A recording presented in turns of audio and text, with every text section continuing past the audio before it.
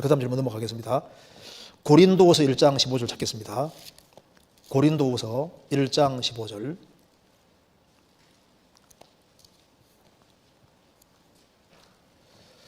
제가 읽겠습니다.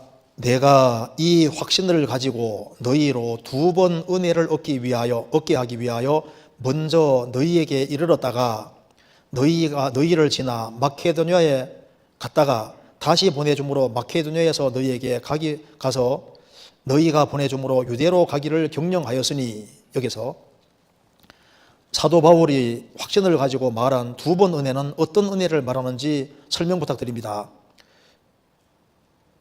여기 이제 2번 은혜를 얻기 위하여, 이게 도대체 2번 은혜라는 게 도대체 뭐냐? 구원받은 이후에 무슨 다른 특별한 종류의 은혜를 말하는 것이냐? 물론 그건 아닙니다. 우리가 다 그의 충만한 데서 받으니 은혜 위에 은혜로다. 그 은혜 위에가 헬라어의 안티로 되어 있고, 안티. 은혜 위에 은혜라는 말은 구약시대의 은혜에 대비해서 예수님은 더 큰 은혜를 가져왔다 그 말입니다. 그러니까 구약시대 때도 하나님이 은혜를 많이 베풀어 주셨는데 예수님으로 말미암아 은혜 위에, 이 구약시대의 은혜에 대비해서 더 큰 은혜를 주님이 가져왔다, 그런 말이지, 구원받은 이후에 그 다음에 그런 은혜를 지금 직접 말하는 게 아니고, 은혜 위에, 은혜 안티 은혜에 비교했을 때 이쪽 은혜에 대치할 만한 이거보다 더 큰 은혜를 가져왔다 그 말입니다. 그러니까 구약적인 은혜가 있었는데 예수님으로 말미암아 정말 상상할 수 없는 더 큰 은혜가 왔다는 걸 지금 말하고 있는 겁니다. 물론 신앙생활 속에서는 우리가 주님이 은혜를 주시고 더 주시고 계속 주신다는 그런 말로 사용해도 관계가 없는 겁니다. 근데 여기서는 이제 그러니까 은혜가 구원받은 은혜 외에 특별한 또 하나 은혜가 있다, 그런 말이 아니다 그 말입니다. 그리고 이 말은 뭐냐면은 2번 은혜를 얻기 위하여, 이걸 이제 크게 두 가지로 생각할 수 있는데, 이게 무슨 말이냐면은 바울 사도가 어떤 지역교회를 방문할 때마다 은혜를 크게 끼치는 겁니다. 그리고 또 한 번 방문할 때는 또 은혜를 또 끼치는 거예요. 왜냐하면 바울 사도는 하나님께로부터 큰 은혜를 받은 사람이기 때문에 바울 사도가 한 지역교회 다녀갈 때마다 은혜를 크게 끼쳤던 겁니다. 또 한 번 방문하면 또 한 번 또 은혜를 또 끼치는 거예요. 그런 은혜를 말하는 것이지 구원 이후에 무슨 특별한 색다른 다른 종류의 은혜가 있다는 그걸 말하는 게 아니다 그 말입니다. 성경 로마서 1장 찾겠습니다. 로마서 1장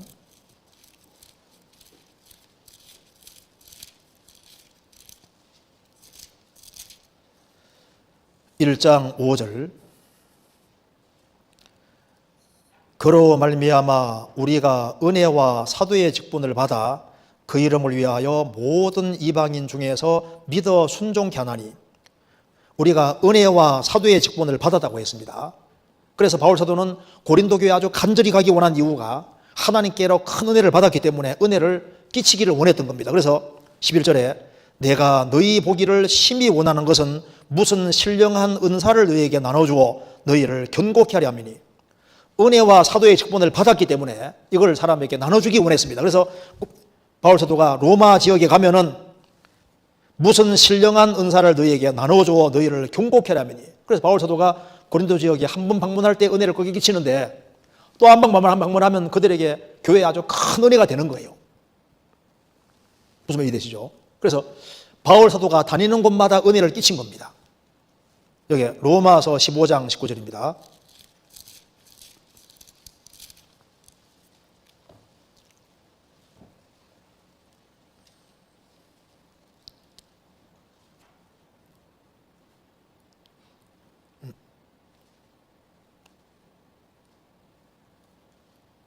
어, 29절.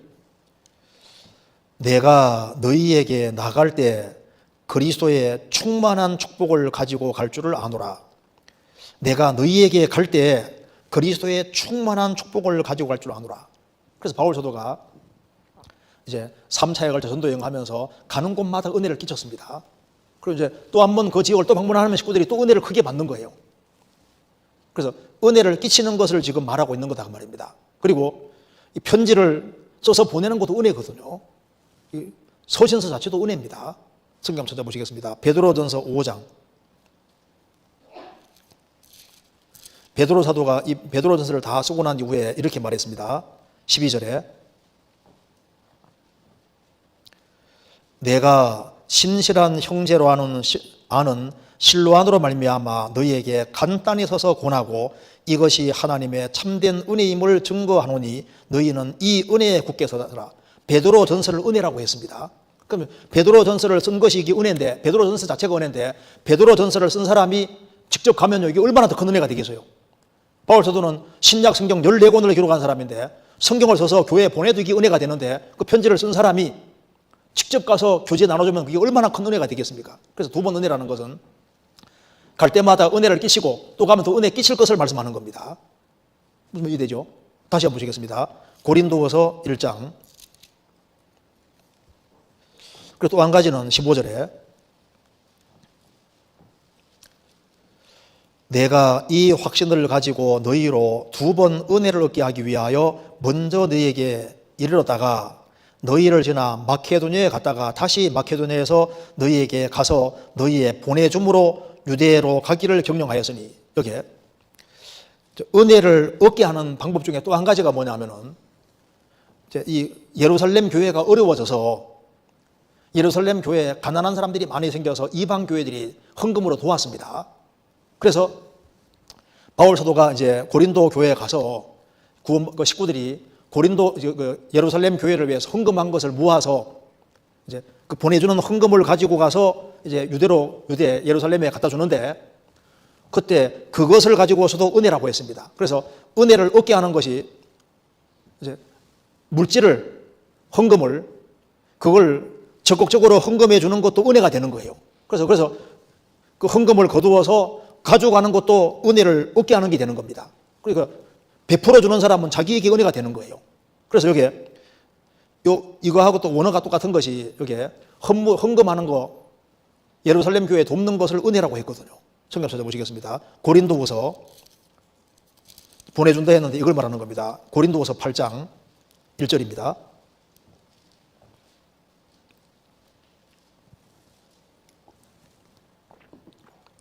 형제들아, 하나님께서 마케도니아 교회에게 주신 은혜를 우리가 너희에게 알게 하노니 환난의 많은 시련 가운데서 저희 넘치는 기쁨과 극한 가난이 저희로 풍성한 연보를 넘치도록 하게 하였느니라.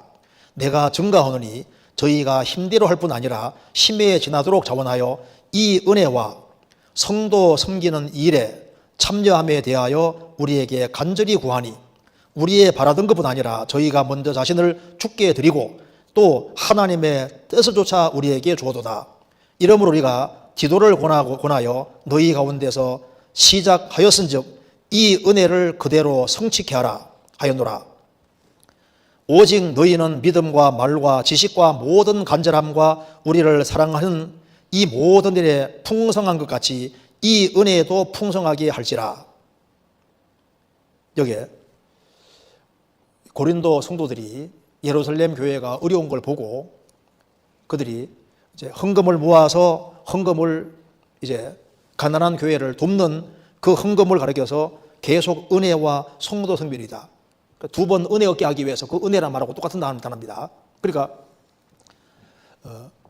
바울 사도가 방문을 해서 그들과 충분히 교제할 수 있는 시간을 가지는 것도 그것이 은혜가 되는 거고, 그래서 그 은혜와 사랑을 받은 형제들이 적극적으로 이제 예루살렘 교회를 데워야 되겠다, 그런 마음을 갖고 돕는 그것도 은혜다 그 말입니다. 그 두 번 은혜가 구원받은 이후에 뭐 독특한 것을 깨달아야 되는 그런 은혜하고는 전혀 관계없는 얘기라는 걸 확실히 아는 것이 필요하겠습니다. 이거 좀 이해되시죠?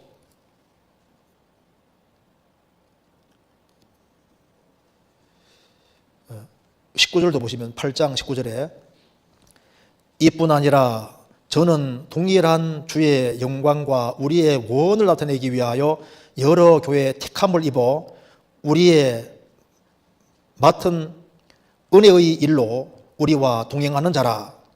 이것을 조심하면 우리가 맡은 이 거액의 연보로 인하여 아무도 우리를 해방하지 못하게 하려 함이니라. 이 거액의 연보, 교회가 이렇게 헌금한 걸 가지고서 이제 예루살렘 교회 갖다 주는 거니까 이게 거액의 연보, 이걸 말하면서 이것이 우리의 맡은 이 은혜의 일로, 그래서 연보 자체를 은혜라고 이렇게 표현을 한 겁니다.